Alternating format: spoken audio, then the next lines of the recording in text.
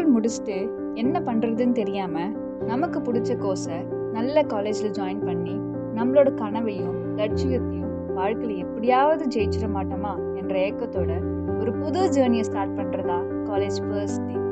வாழ்க்கையில் எத்தனையோ மெமரிஸ் இருந்தாலும் நம்ம லைஃப்பில் காலேஜ் ஃபர்ஸ்ட் டேவை மறக்கவே முடியாது.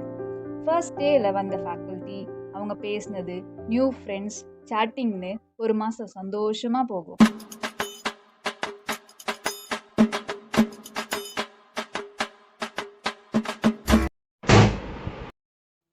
கெட்டப் பில்லும் பெட் எடுத்து தரட்டுமா?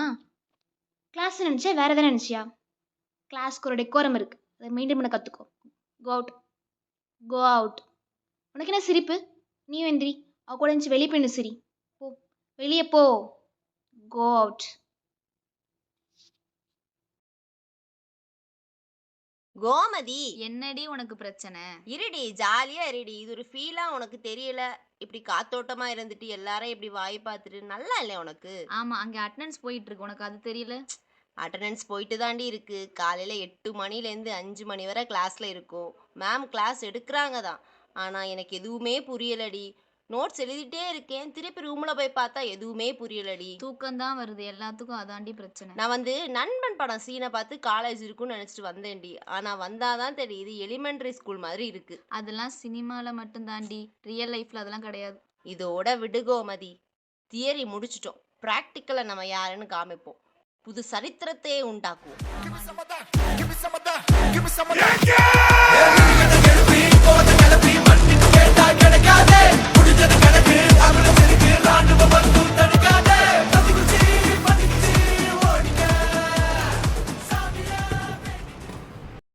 First day of கிளினிக்கலா?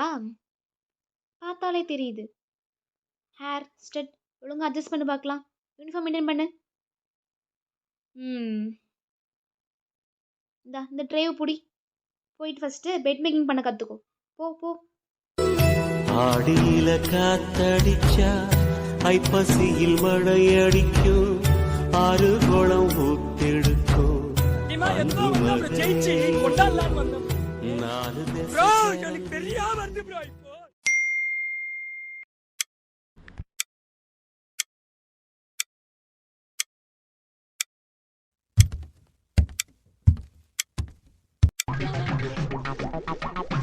ஏய் வா மேம் போயிட்டாங்க. சபா, இப்பவே கண்ணை கட்டுது. கூப்பிடுறேங்க சிஸ்டர். வணக்கம் சிஸ்டர். வணக்கம். அங்க ஏன் எல்லாரும் கூட்டமா நின்றுட்டு இருக்காங்க? ஸ்டூடெண்ட் பாப்பா, இங்கே வாங்க.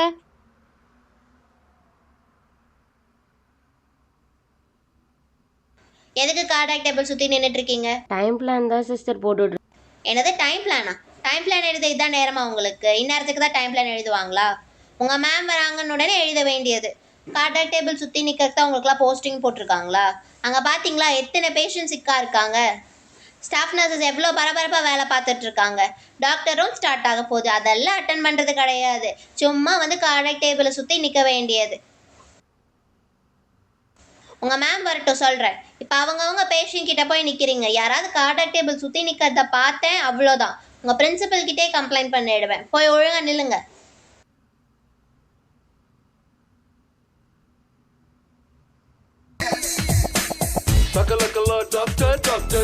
Good morning sir. Good morning sister. Patient எங்க? அந்த செகண்ட் பெட் சார். எனக்கு சிஸ்டர் இவ்வளோ கூட்டமாக இருக்குது, இப்படி வச்சு தான் நீங்கள் பேஷண்ட் கேட்டு தரீங்களா? முதல்ல ஏதாச்சும் வெளில போக வெளியே சொல்லுங்கள். வாங்க. ஒரு பெட் சைடு ஒருத்தர் தான் நிற்கணும்.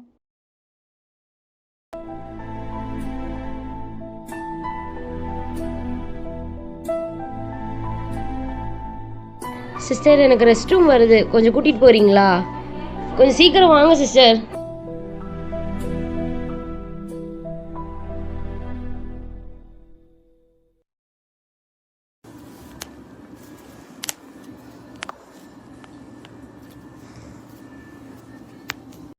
ஸ்டூடெண்ட் பொண்ணு, எதுக்கு கார்டாக் டேபிள் கிட்ட நின்றுட்டு இருக்க? எத்தனை வாட்டி சொல்லியாச்சு கார்டாக் டேபிள் கிட்ட நிற்க கூடாதுன்னு? உடம்பு முடியல சிஸ்டர். என்னது உடம்பு சரியில்லை? ஏன் பேஷண்ட் கேர் கொடுத்து அவ்வளோ ஒர்க் பார்த்துட்டீங்களோ? நீங்க பாக்குற லட்சணம் தான் தெரியுதே. கார்டாக் டேபிள் சுத்தி நிக்கிறது, இல்லைன்னா அந்த மூலையில போய் நிக்கிறது, ஒரு வேலை பாக்குறது கிடையாது. நீங்க அப்படி ஒண்ணு வேலை பார்க்கணும் தேவையே கிடையாது. வெளியே போ, ஓட விட்டு வெளியே போன்னு சொன்னேன். உங்க மேம்கிட்ட நான் பேசிக்கிறேன்.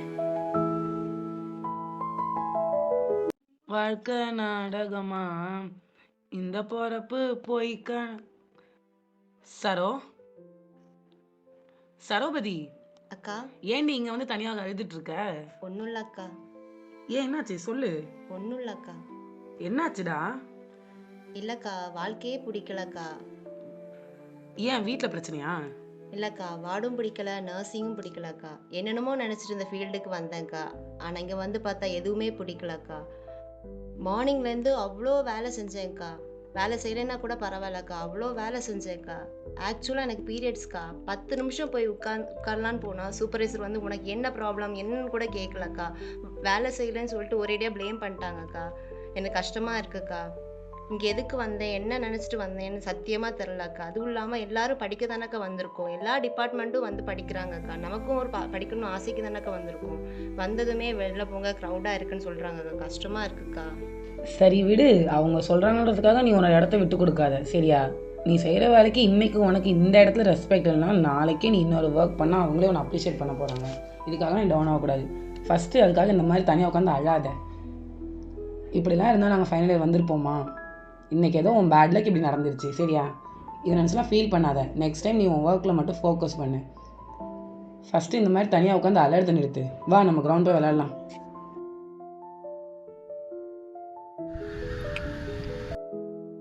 கைஸ், இன்டர் காலேஜ் வருது. பிடி மேம்கிட்ட போய் பெர்மிஷன் வாங்கலாமா? வாங்கலாம் சீனியர்.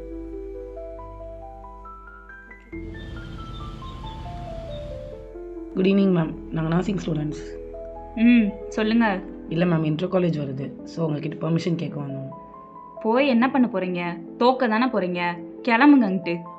ஏன்க்கா பிடி மேம் இப்படி சொல்லிட்டாங்க? பெர்மிஷன் கேட்க தானாக்கா போகணும். அதுக்கு முன்னாடியே ஜெயிக்கிறோமா தோக்குறோமான்னு எப்படி முடிவு பண்ணலாங்க்கா? இப்படி டிமோட்டிவேட் பண்ணுறனாலே எனக்கு எதுலேயுமே பார்ட்டிசிபேட் பண்ண தோண மாட்டேங்குதுக்கா. நர்சிங் ஃபீல்டில் இந்த மாதிரி டிஸ்ரெஸ்பெக்ட் பண்ணுறனால எனக்கு நர்சிங்கை விட்டு போகலான்னு தோணுதுக்கா. இவ்வளோ சொல்கிறீங்களே, நர்சிங்காக நீங்கள் என்ன பண்ணியிருக்கீங்க? எவ்வளோ ஈவெண்ட்ஸ் வருது, எவ்வளோ எக்ஸ்ட்ரா கரிக்குலர் ஆக்டிவிட்டிஸ் இருக்குது. ஏதாவது ஒன்றுத்துக்காவது நீங்களாக வாலண்டியர் வந்து பார்ட்டிசிபேட் பண்ணுறீங்களா? இப்படி வாலண்டியராக வந்தால் தானே அவங்க மேலே நம்பிக்கை வச்சு உங்களுக்கும் சான்ஸ் தருவாங்க. கேஸ் ஸ்டடி இருக்குது, கேர் பிளான் இருக்குன்னு இப்படியே கிடைக்கிற டைமில் ரூமில் இருக்க வேண்டியது. ஃபஸ்ட்டு நம்ம சைடு இருக்க ஃபால்ட்டை நம்ம பார்க்கணும். அதுக்கப்புறம் தான் மற்றவங்க ப்ளேம் பண்ணணும். இப்படியே ஒரு நாள் நர்சிங் விட்டு போகிறேன்னு சொல்லுங்கள், நர்சிங் வழங்கிடும். நம்ம தான் நம்ம ஜூனியர்ஸ்க்கு சொல்லி புரிய வச்சு இந்த மாதிரி என்கரேஜ் பண்ணணும். நம்ம தான் நம்மளுக்கான லெவலை இன்க்ரீஸ் பண்ணணும். நமக்காக யாரும் பேச மாட்டாங்க சார். அதுக்காக என்னக்கா பண்ணுறது? இதை புடி. குரூப்பில் மெசேஜ் பார்த்தியா? இல்லைக்கா. இதில் நீ என்ன பண்ண போகிற? ஷார்ட் ஃபிலிம் கான்டெஸ்டாக்கா? அக்கா எனக்கு ஒரு ஐடியா இருக்குக்கா. என்ன ஐடியா? நம்ம லைஃபே நம்ம ஒரு கதை எடுத்தா எப்படிக்கா இருக்கும்? எப்படி, ஸ்டாஃபோட கதை மாதிரியா? இல்லை, ஸ்டூடெண்ட் லைஃபோட கதை. இதில் என்னடி பண்ண முடியும்? நம்ம தான்க்கா ஃபியூச்சரே. ஒரு வருஷத்துக்கு 100 அட்மிஷன் வருது அப்படின்னா அதில் 50 பேர் மட்டும்தான் ஜாபுக்கு போகிறாங்க. மீதி இருக்க 50 பேரும் இந்த மாதிரி டிஸ்ரெஸ்பெக்ட், சேலரி, அப்புறம் ஸ்ட்ரெஸ்ஸுங்கிற ரீசனுக்காக வீட்டிலே இருக்காங்க, இல்லை வேறு வேலை பார்த்துட்டு போயிடறாங்க. அந்த 50 பேரை கூப்பிட்டு வரதாங்க என்னோட மோட்டிவே. Nice D. இதெல்லாம் யாரும் ஹர்ட் ஆகிட மாட்டாங்களே. அதுக்கு ஒரு வழி வச்சுருக்கேன்க்கா. டிஸ்க்ளைமர் போட்டுருவேன். இது யார் மனதையும் புண்படுத்துவதற்காக எடுக்கப்பட்ட படம் அல்ல, எங்கள் புண்பட்ட மனதை காட்டுவதற்காக எடுக்கப்பட்ட படம். இங்குள்ள ஒவ்வொரு மாணவர்களும் தான் நாளைய செவிலியர் துறையின் எதிர்காலம்.